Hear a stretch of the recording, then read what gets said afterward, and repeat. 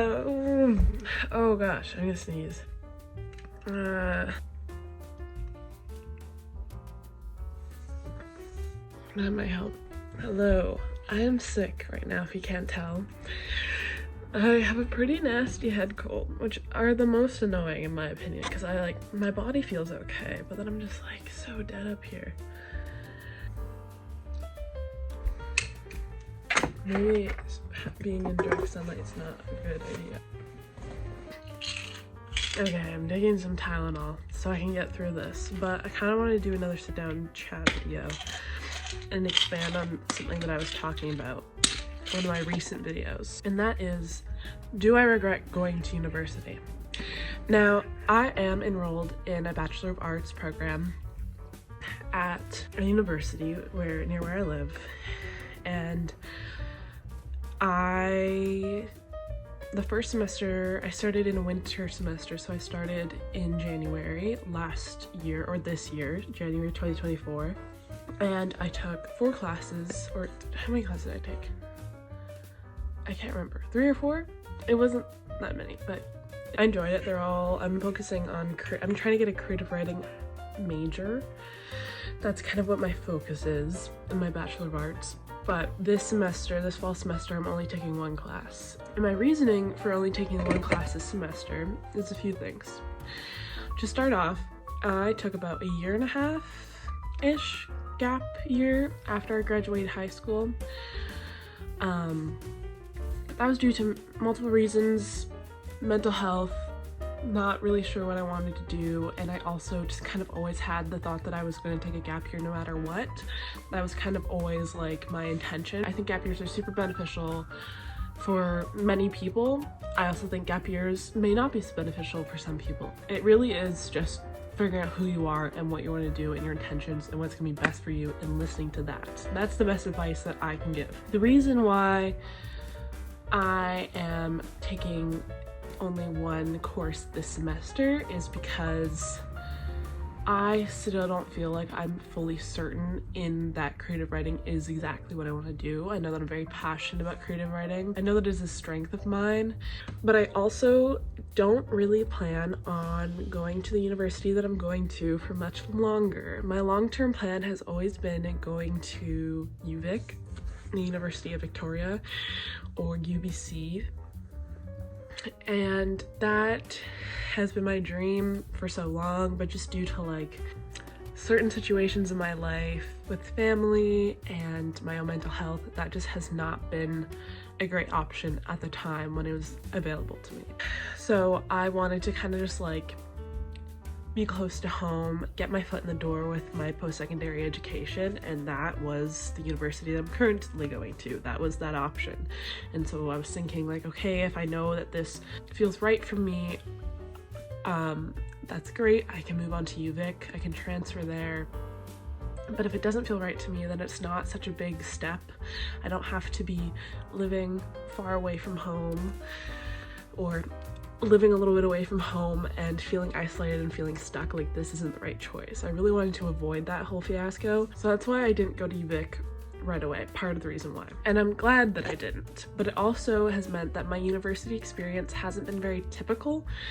And I think maybe in Canada, and also just since COVID, that is pretty normal to just not be having a typical university experience, whether that means that a lot of the classes offered are only offered online now, or that there's just a lot less activities going on.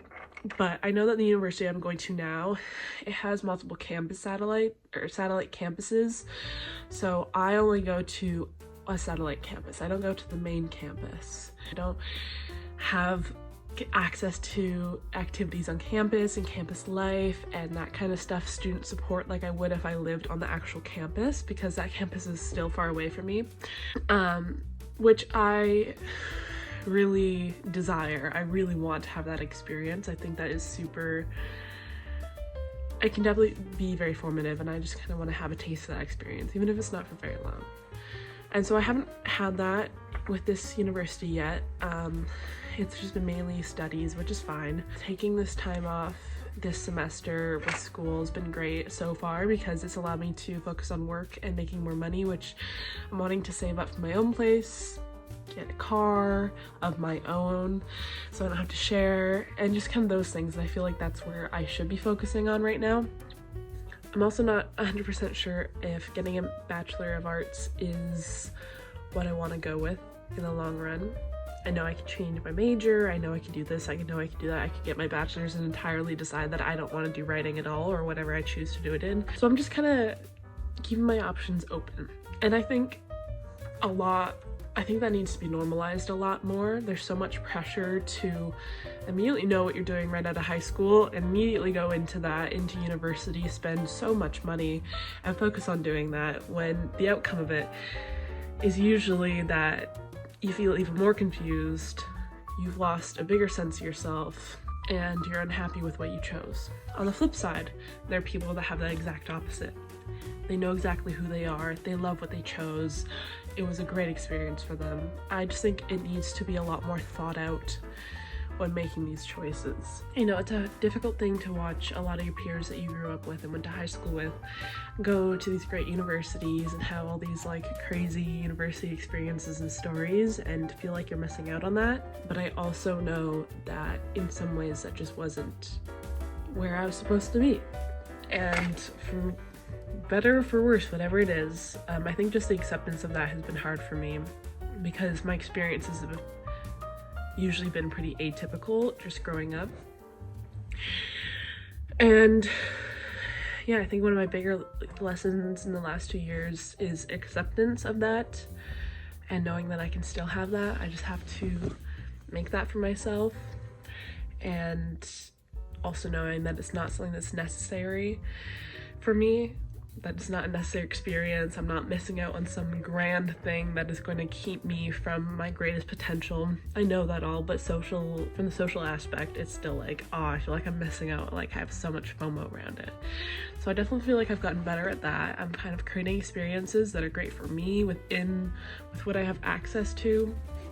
I have a great community where I live still. I love my job. I love my coworkers. I love just the people that I get to interact with, the regulars. So I really appreciate the chance that I've gotten to develop a strong sense of community where I have roots.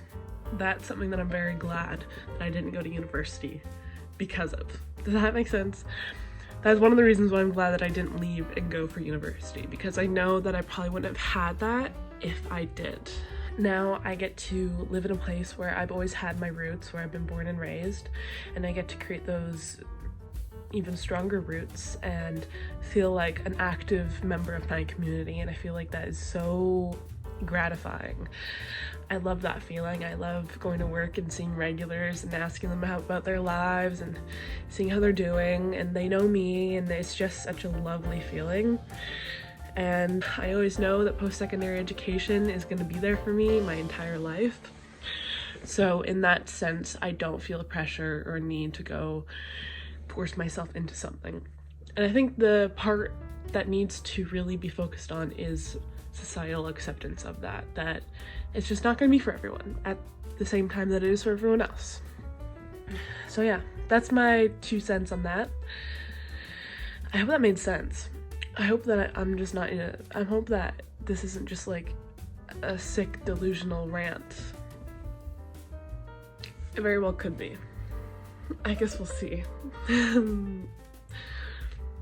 Yeah, anyways, let me know in the comments if any of this resonates with you, or your thoughts on it, or if I just sound like I'm speaking total gibberish. Gibberish? Wow, I need to go take a nap. I think that's what I'm gonna do now. Okay, goodbye.